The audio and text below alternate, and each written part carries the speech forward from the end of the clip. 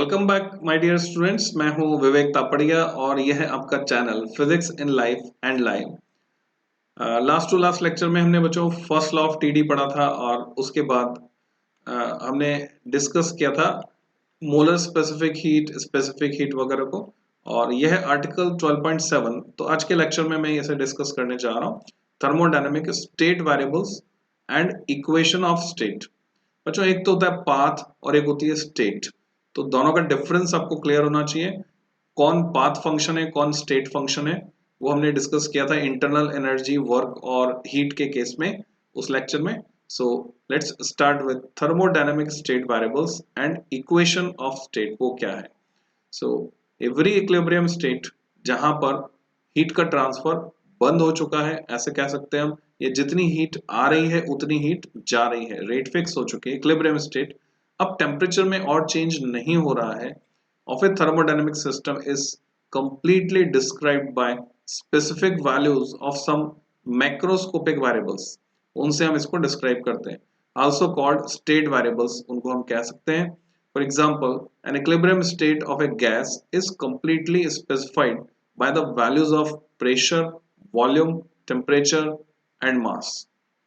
और obviously composition भी आएगा। in composition if there is a mixture of gases, एक से ज्यादा gases अगर mix हैं तो उस mixture में कौन कौन सी gases हैं, यानी उनका जो composition है वो भी हम इसमें शामिल करेंगे state को describe करने के लिए।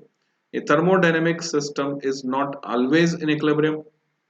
Obviously, हीट एक्सचेंज होता है। हीट एक्सचेंज कब होगा? जब टेम्परेचर में डिफरेंस होगा, इक्विलिब्रियम में नहीं होगा। For example, a gas allowed to expand freely against vacuum is not an equilibrium state.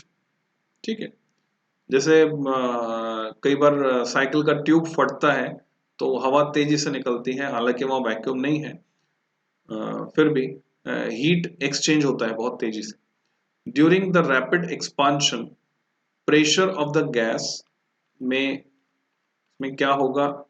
बढ़ेगा या घटेगा?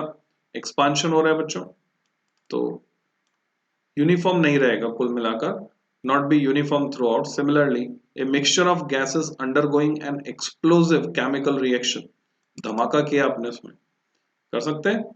अगर ग्लिसरीन मिलाते हैं पोटेशियम परमैंगनेट में, धमाका जैसा तो नहीं पर आग लग जाती है बच्चों वहां पर। एक्सोथर्मिक रिएक्शन होती है, explosive chemical reaction.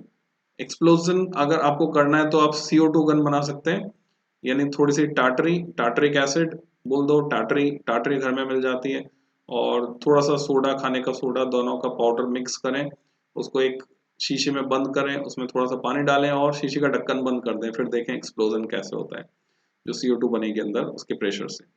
Example, a mixture of petrol vapour and air when ignited by spark, तब भी एक्सप्लोजन होता है। और जो इंटरनल कंबशन इंजन है वहां पर कंबशन होता है। Is not an equilibrium state, तो हम उसको इक्विलिब्रियम स्टेट नहीं कह सकते हैं। Again its temperature and pressure are not uniform. Figure 12.6b eventually, okay, ये दिखाया कहां पर? 12.6b में, तो वो फिगर आप देख सकते हैं 12.6b को। ये A है और बच्चों ये है 12.6b, जहां पर ये एक्सप्लोजन हो रहा है, एयर फ्यूल मिक्सचर बर्न हो रहा है। कहां पर? सिलेंडर पिस्टन अरेंजमेंट में। इवेंचुअली, फाइनली क्या हो रहा है? The gas attains a uniform temperature and pressure and comes to thermal and mechanical equilibrium with its surroundings. शुरू में एक्सप्लोजन हुआ है, बाद में इक्विलिब्रियम आएगा। यहां पर क्या हो रहा है बच्चों? इसमें आप देख रहे हैं वैक्यूम के अगेंस्ट एक्सपांशन हो रहा है ना, गैस फैल रही है, जो पहले कंटेंट थी इतने एरिया में, इतने वॉल्यूम में।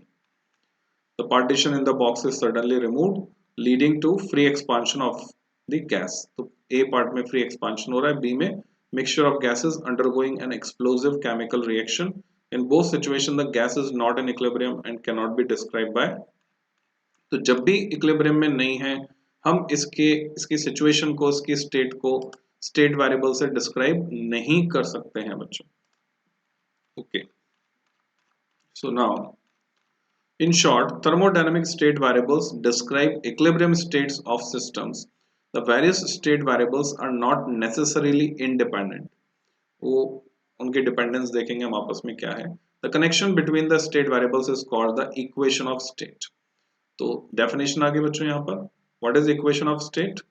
The connection between the state variables, उसी को हम कहते हैं equation of state. For example, for an ideal gas उसकी बात करें, the equation of state is ideal gas relation PV equal to mu R T. जो आप फैमिलियर हैं, केमिस्ट्री में भी पढ़ते हैं, फिजिक्स में भी पढ़ते हैं, बहुत सारे न्यूमेरिकल हम इससे करते हैं। म्यू नंबर ऑफ मोल्स है। For a fixed amount of the gas that is given mu, there are thus only two independent variables जो यहाँ पे हमें दिख रहे हैं, से पी एंड वी और टी एंड वी, क्योंकि जो तीसरा वेरिएबल है वो उन पर डिपेंड करेगा, बचे हुए दो पर। The pressure volume curve for a fixed temperature is called an isotherm. तो अगर हमने टेम्परेचर को फिक्स कर दिया तो प्रेशर का वॉल्यूम के साथ वेरिएशन, प्रेशर वॉल्यूम कर्व होगा, या वॉल्यूम के साथ प्रेशर का वेरिएशन, तो उसको हम आइसोथर्म कहते हैं। ये आपको टर्मिनोलॉजी याद रखनी बच्चों, आइसोथर्म या आइसोथर्मल। रियल गैसेस में have more complicated equations of state. हम आइडियल गैस की बात करेंगे, आदर्श स्थिति में क्या होता है, और रियल गैसेस में थोड़ा सा और ये कॉम्प्लेक्स फॉर्म हो सकता है। The thermodynamic state variables are of two kinds, दो तरह के हैं, एक्सटेंसिव एंड इंटेंसिव। फिर से टर्मिनोलॉजी आ गई, एक्सटेंसिव वेरिएबल्स, इंटेंसिव, क्या डिफरेंस है देखते हैं। Extensive variables indicate the size of the system. System microscopic है, मतलब बहुत बड़ा है, छोटा है, मीडियम है। Intensive variables such as pressure and okay, as emphasized earlier, q is not a state variable system and hence is extensive ना, heat जो है वो उसके बारे में बताया। okay, however delta q is clearly proportional to total mass। तो बच्चों अभी आएगा इसका description. total mass of system hence is extensive। q तो स्टेट वेरिएबल नहीं है, पर डेल्टा q है, और कौन सा वाला है, एक्सटेंसिव स्टेट वेरिएबल है। ओके, तो अब आप आ जाइए पेज के राइट हैंड साइड पर। हम डिस्कस कर रहे थे कौन एक्सटेंसिव है कौन इंटेंसिव है। Temperature do not. ओके, तो यहाँ कहाँ से पहुंचे हैं, वापस से इसको रिकंसिडर करते हैं हम।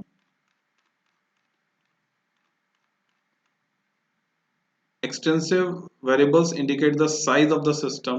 Intensive variables such as pressure and temperature do not। यानी प्रेशर और टेम्परेचर इसको नहीं बताते हैं, जबकि कौन बताता है, pressure and temperature do not. ये इंटेंसिव हो गया, प्रेशर और temperature.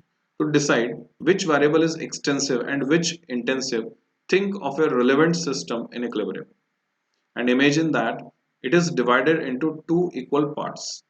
The variables that remain unchanged for each part, है ना, सिस्टम दो बराबर हिस्सों में बटा हुआ है, जो वेरिएबल अनचेंज रहता है हर हिस्से के लिए, आर इंटेंसिव, उनको हम बोलेंगे इंटेंसिव। जैसे टेम्परेचर सेम रहेगा दोनों हिस्सों के लिए, प्रेशर सेम रहेगा दोनों हिस्सों के लिए, तो हम बोलेंगे ये इंटेंसिव वेरिएबल है।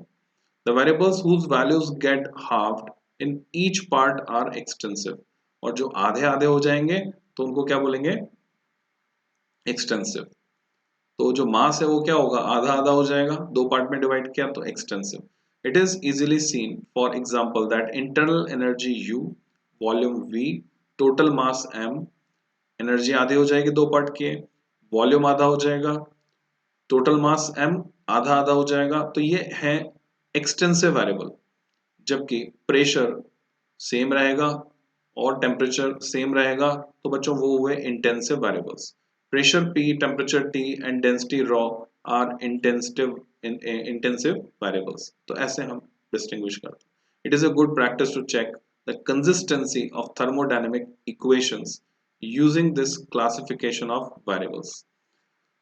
तो बच्चों कंसिस्टेंसी एक वर्ड है, अगर आपने केक बनाया है तो केक का मिक्सचर आपका कैसा होना चाहिए, कंसिस्टेंट होना चाहिए, यानी यूनिफॉर्मिटी वहां होनी चाहिए। और यही हम चेक कर रहे हैं यहाँ पे इंटेंसिव एक्सटेंसिव वेरिएबल्स के टर्म्स में।